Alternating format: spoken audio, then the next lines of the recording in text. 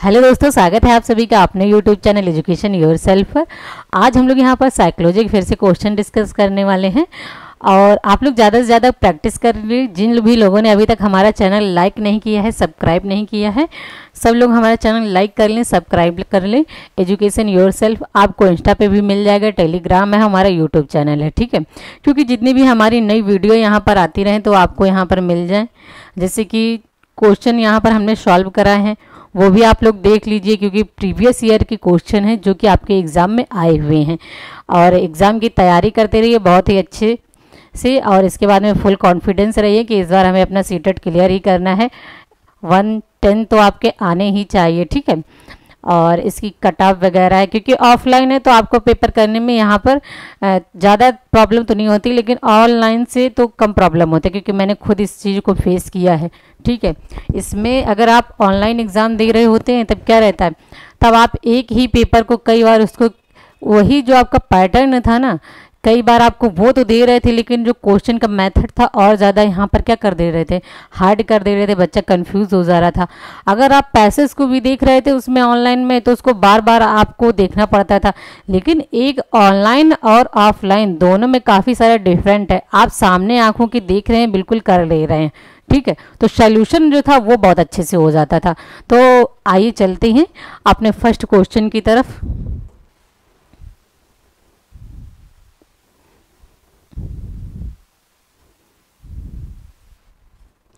तो आपके सामने हमारा ये पहला क्वेश्चन है। ये क्वेश्चन दे रखा है सामाजिकरण प्रक्रिया के प्रारंभ होने की अवस्था है। यहाँ पे आपसे क्या पूछा जा रहा है, जो सामाजिकरण की प्रक्रिया प्रारंभ होने की अवस्था है आपके सामने यहाँ पे अवस्थाएं दी हुई हैं। तो पहली अवस्था है बच्चों यहाँ पर शैशवावस्था, क्या शैशवावस्था होगी, या फिर बी हो जाएगा आपका क्या वृद्धावस्था होगी, या फिर सी है बाल्यावस्था, या फिर डी है युवा अवस्था। तो यहाँ पर जो राइट ऑप्शन की यहाँ पर बात कर लें तो हमारा फर्स्ट हो जाएगा, क्योंकि जब बच्चा फर्स्ट स्टेज में रहता है शैशवावस्था, धीरे धीरे सामाजिकरण अपने घर से ही क्या हो जाता है, प्रारंभ हो जाता है। जैसे कि आपको बताया गया है कि आपकी जो प्रथम शिक्षिका होती है वो माता होती है, और सामाजिकरण कहाँ से स्टार्ट होता है प्रथम, तो वो हमारे घर से ही होता है, ठीक है। तो दो क्वेश्चन इस तरह से आपके यहाँ पर सॉल्व हो गए। इसके बाद चलते अपने नेक्स्ट क्वेश्चन की ओर। बालकों में सच्चाई के गुण का विकास संभव है। तो यहाँ पर पूछा जा रहा है बालकों में सच्चाई के गुण के बारे में, ठीक है। तो पहला आपका यहाँ पर ए ऑप्शन है, सच्चे महापुरुषों को गुणगान करने से, या फिर यहाँ पर बी ऑप्शन है सच्चे बालक को पुरस्कृत करने से। इसके बाद है आपका सी, स्वयं कठोरता से सच्चाई का पालन करने से, या फिर डी हो जाएगा झूठे छात्रों को सामूहिक दंड देने से। तो दंड आप दे नहीं सकते हैं, बालकों को बार बार पुरस्कृत नहीं कर सकते हैं। तो यहाँ पर जो हम राइट ऑप्शन की बात कर लें तो हमारा C option is the right answer, ठीक है। अब बच्चों हम लोग चलते हैं अपने थर्ड क्वेश्चन की तरफ।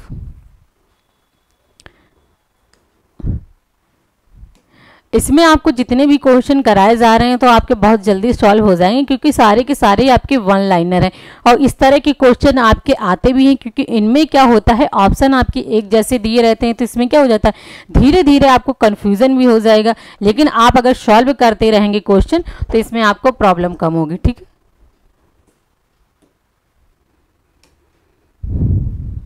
तो इसके बाद में हम देख ले, विद्यालय पूर्व आयु में बालकों के खेल निम्नलिखित किस प्रकार के होते हैं। तो अब आपसे क्या पूछा जा रहा है, यहाँ पर खेल के बारे में बालकों के पूछा जा रहा है। तो ए ऑप्शन है क्या आत्म केंद्रित यहाँ पर होगा, तो या फिर यहाँ पर आपका वी वास्तु केंद्र, मतलब जो वस्तु होगी बालक खेल रहा क्या उससे केंद्रित होगा, या फिर सी ऑप्शन यहाँ पर क्या आपके दोनों हो जाएंगे, या फिर डी उपयुक्त सभी।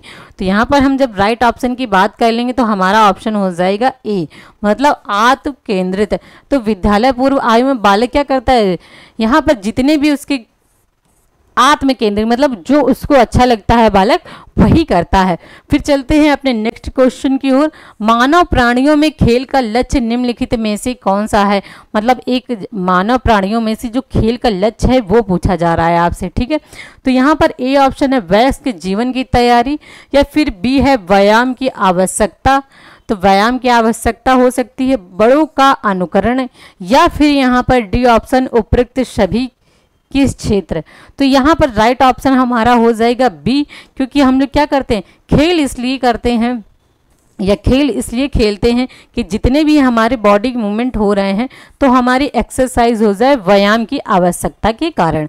अब हम चलते हैं अपने नेक्स्ट क्वेश्चन की ओर। नेक्स्ट क्वेश्चन हमारा यहाँ पर आपके सामने है 5th नंबर। तो यहाँ पर पूछा जा रहा, आप छोटे बच्चे के विकास के लिए उसकी या फिर उसको क्या कहेंगे। आपके सामने यहाँ पर 4 ऑप्शन दे रखे हैं। तो ए ऑप्शन है रटने की आदत डालेंगे। क्या आप बच्चों को रटने की आदत सिखाएंगे। तो बालक रटने की आदत में क्या करेगा, चाहे सही या गलत हो तो वो केवल रटता ही रहेगा, ठीक है, तो ये आपको नहीं करना है। इसके बाद में है बी, स्वयं क्रिया पर जोर देंगे, मतलब आप जो बच्चों को करके सिखा रहे हैं क्या उस पर आप जोर देंगे। या फिर सी ऑप्शन हो जाएगा खेल प्रवृत्ति का उदात्तीकरण करेंगे। या फिर डी हो जाएगा 3R की शिक्षा देंगे।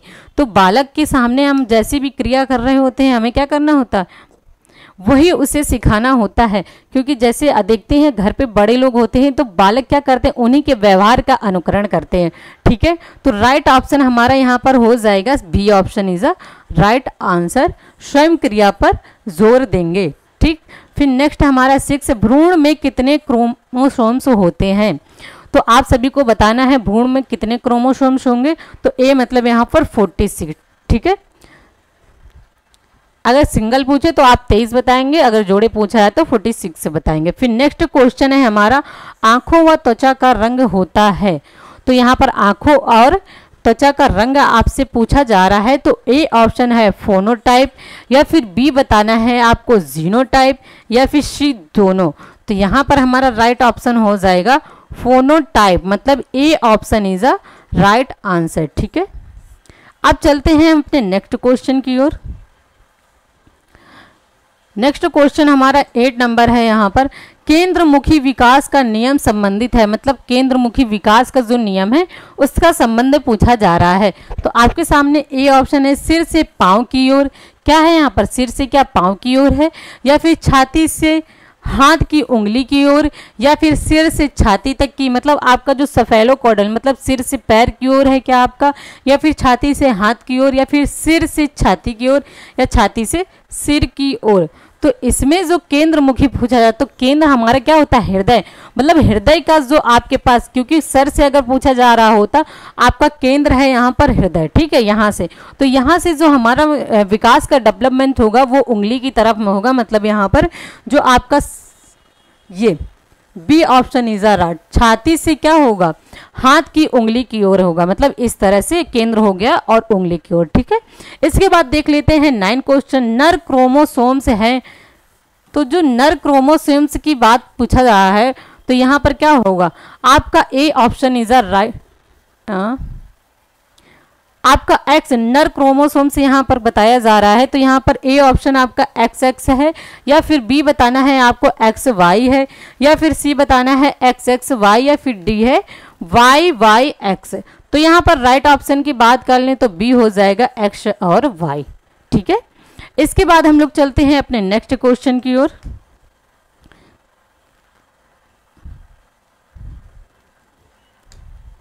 मादा क्रोमोसोम्स है। तो मादा क्रोमोसोम्स में यहाँ पर क्या आपका XX होगा, या फिर है यहाँ पर BXY, या फिर C होगा YY, या फिर D होगा XX। तो मादा क्रोमोसोम्स की बात कर लें तो यहाँ पर हो जाएगा आपका A option is a right, ठीक है। फिर चलते हैं हम 9 क्वेश्चन की ओर। वंशानुगत का निर्धारण होता है, मतलब जो एक जीन्स का निर्धारण होता है वो किसके द्वारा होता है। तो ए बताना है क्या जीन्स के द्वारा होगा, या फिर होगा तो आपका ये यहाँ पर वंशानुधार किसके द्वारा होता है, जीन्स के द्वारा ही होगा। फिर 10 क्वेश्चन की ओर चलते हैं। निषेचित अंडा कहलाता है, क्या कहलाएगा, क्या वो ए ऑप्शन भ्रूण कहलाता है आपका, या फिर बी ऑप्शन हो जाएगा क्रोमोसोम्स कहलाएगा, या फिर सी हो जाएगा जीन्स। तो जीन्स आपका यहाँ पर ये कहला रहा था, तो हमारा यहाँ पर राइट ऑप्शन हो जाएगा भ्रूण, मतलब A option is a right. अब चलते हैं हम अपने नेक्स्ट क्वेश्चन की ओर। नेक्स्ट क्वेश्चन हमारा 11 नंबर यहाँ पर आपके सामने है।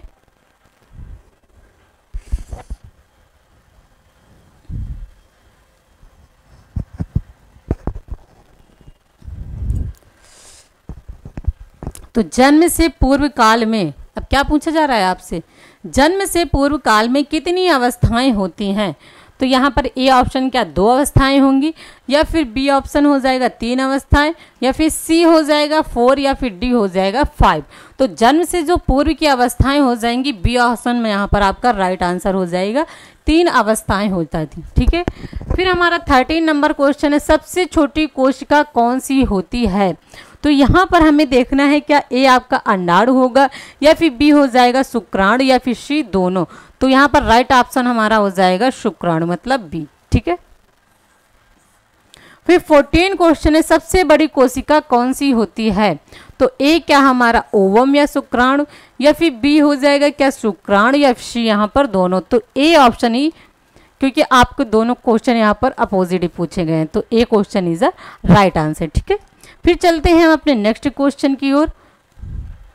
आपके सामने ये 15 नंबर क्वेश्चन है, और 1 लाइनर ही आपके सब्जेक्ट क्वेश्चन करा रहे हैं, जो कि बहुत ही इंपॉर्टेंट हैं और एग्जाम में पूछे जाने वाले हैं। ठीक है, एक नवजात शिशु का कद ऊंचाई कितनी होती है। तो क्या आपके ए ऑप्शन 19 इंच होगी, या बी हो जाएगा 20 इंच होगी, या फिर सी हो जाएगा 12 इंच, या फिर डी यहाँ पर 22 इंच।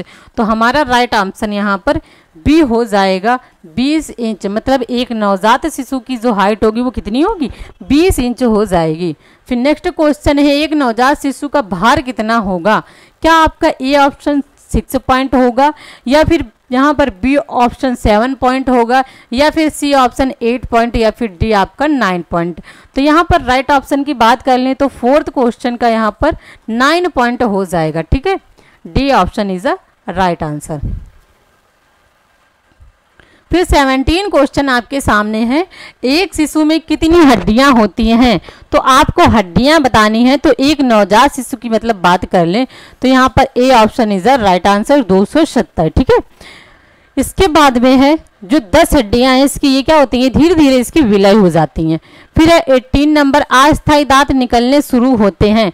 तो अस्थायी दांत आपसे पूछे जा रहे हैं, तो यहाँ पर A option is right answer, 6 से 8 माह में, मतलब आपके 6 से 8 माह में बच्चे के नवजात शिशु के जो हैं दांत निकलने लगते हैं। इसके बाद है 19 क्वेश्चन, जन्म से प्राप्त कद लगभग दुगना हो जाता है। ए हो जाएगा 4 वर्ष में, बी हो जाएगा 5 वर्ष में, या फिर सी हो जाएगा 6 वर्ष में, या फिर डी हो जाएगा 7 वर्ष में। तो आपने पहले भी पढ़ा है कि जो जन्म से प्राप्त कद होता है बालक का, उसमें जो है अगर जो दुगने हाइट की बात कर लें तो कितने में, बी मतलब 5 वर्ष में। तो B option is the right answer. अब चलते हैं हम अपने नेक्स्ट क्वेश्चन की ओर। हमारा नेक्स्ट क्वेश्चन है 20 नंबर। तो 20 नंबर हमारा क्वेश्चन है, जन्म से प्राप्त भार किस। तो हो जाएगा जन्म से प्राप्त भार किस में, इसमें हो जाएगा कितना हो जाएगा, तो कितना हो जाएगा, तीसरे महीने में हो जाएगा क्या आपका, या फिर बताइए 5वें महीने में। ठीक है, बी ऑप्शन में 4th महीने में, या फिर सी ऑप्शन हो जाएगा 5th महीने, या फिर डी ऑप्शन 6 महीने में। ठीक है, तो आपका इसमें राइट आंसर जो हो जाएगा B option is a right answer. ठीक है,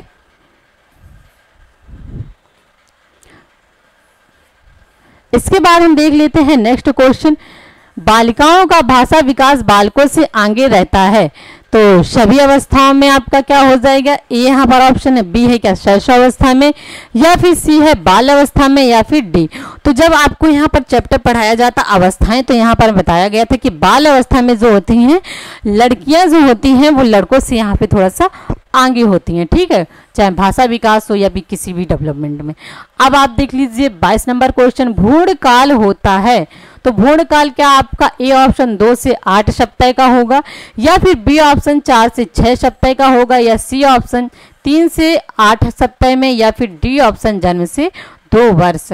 तो हमारा यहाँ पर राइट ऑप्शन हो जाएगा ए, 2 से 8 सप्ताह। इसके बाद में हम अपना नेक्स्ट क्वेश्चन देख लेते हैं।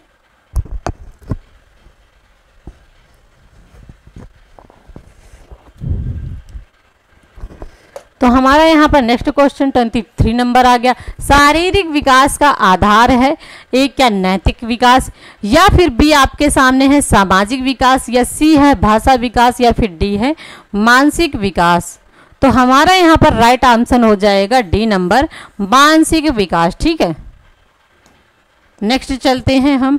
क्वेश्चन नंबर हमारा आ गया आपके सामने 24, संज्ञानात्मक विकास का सिद्धांत प्रतिपादित किया गया है। तो बिना सोचे समझे क्या लगा देना है, बी पियाजी। फिर गर्भ में बच्चे के विकसित होने में दिन लगते हैं, तो दिन का पूछा गया तो बी ऑप्शन इज राइट, 280 दिन हो जाएगा। फिर हम चलते हैं 26 नंबर क्वेश्चन पर। निम्नलिखित में किसके द्वारा लड़का या लड़की होना निर्धारित होता है? क्या यहाँ पर मादा हो जाएगा शुक्राणु द्वारा, या फिर हो जाएगा बी नर शुक्राणु द्वारा, या फिर सी हो जाएगा नर व मादा दोनों शुक्राणुओं द्वारा, या फिर डी हो जाएगा किसी शुक्राणुओं द्वारा नहीं। तो यहाँ पर क्या हो जाएगा, जो मादा होते हैं इसमें तो शुक्राणु तो होता नहीं है, अंडाणु होगा, ठीक है। इसके बाद में जब बताया गया है आपको यहाँ पर नर का, तो नर शुक्राणु के द्वारा, तो B option is a right answer. कि ये लड़का होगा या लड़की होगा ये डिपेंड किस पे करता है, जेंट्स पर ही, ठीक है। तो नर शुक्राणु द्वारा। इसके बाद में चलते हैं नेक्स्ट क्वेश्चन की ओर। नेक्स्ट क्वेश्चन हमारा 27 नंबर पर है। नए कोषाणु कितने घंटे में एक निषेचित कोषाणु से बढ़कर 32 कोषाणु हो जाते हैं? तो क्या आपका ए ऑप्शन हो जाएगा 24 घंटे में, या फिर बी ऑप्शन 48 घंटे में, या फिर सी ऑप्शन हो जाएगा 72 घंटे पे, या फिर डी ऑप्शन 96 घंटे में? तो हमारा राइट आंसर यहाँ पर बी हो जाएगा 48 घंटे में, ठीक है। बढ़ते जाएंगे जो। इसके बाद है 28 नंबर। अक्षरों को पहचानने का काम बच्चा किस उम्र की आयु पर करने लग जाते हैं? मतलब बालक अक्षरों की जो यहाँ पर पहचान होती किस उम्र में कर रहे हैं? तो क्या 3 वर्ष में बालक कर रहा है, ए ऑप्शन, या फिर बी 4 वर्ष में, या फिर सी ऑप्शन 5 वर्ष, या फिर डी ऑप्शन 6 वर्ष? तो यहाँ पर जो राइट ऑप्शन हमारा हो जाएगा 3 वर्ष। बालक जब आप देखते हैं यहाँ पर स्कूल कब से जाना प्रारंभ कर लेते हैं? 3 वर्ष से। तो थोड़ा बहुत यहाँ पर बच्चों को अक्षरों का ज्ञान होने लगता है। फिर हमारा 29 नंबर है। भाषा इनमें से किसका उपकरण है? तो क्या आपका ए ऑप्शन संपर्क का, या फिर बी हो जाएगा प्रेम का, या फिर सी हो जाएगा झगड़े का, या फिर डी यहाँ पर हो जाएगा क्या ऑप्शन दे रखा है शिक्षा? तो यहाँ पर राइट ऑप्शन की बात कर लें तो हमारा A option is the right answer, संपर्क हो जाएगा। इसके बाद में हम लोग देख लेते हैं 30 नंबर। बच्चे का पहला शब्द जिसका अर्थ उसके कुछ समझ में आता हो कितने माह के बीच बोला जाता है? मतलब बच्चे का पहला शब्द जिसका अर्थ उसे कुछ समझ में आता हो, ठीक है, कितने माह के बीच में बोला जाता है? तो ए ऑप्शन आपका है 6 से 10 माह में, मतलब बच्चा कुछ बोल रहे तो आपको कितना समझ आ रहा है। फिर बी ऑप्शन है आपका 10 से 18 माह में, या फिर सी है 18 से 24 माह में, या फिर डी ऑप्शन है 24 से 30 माह में। तो यहाँ पर हम राइट ऑप्शन की बात कर लें तो आपका बी हो जाएगा।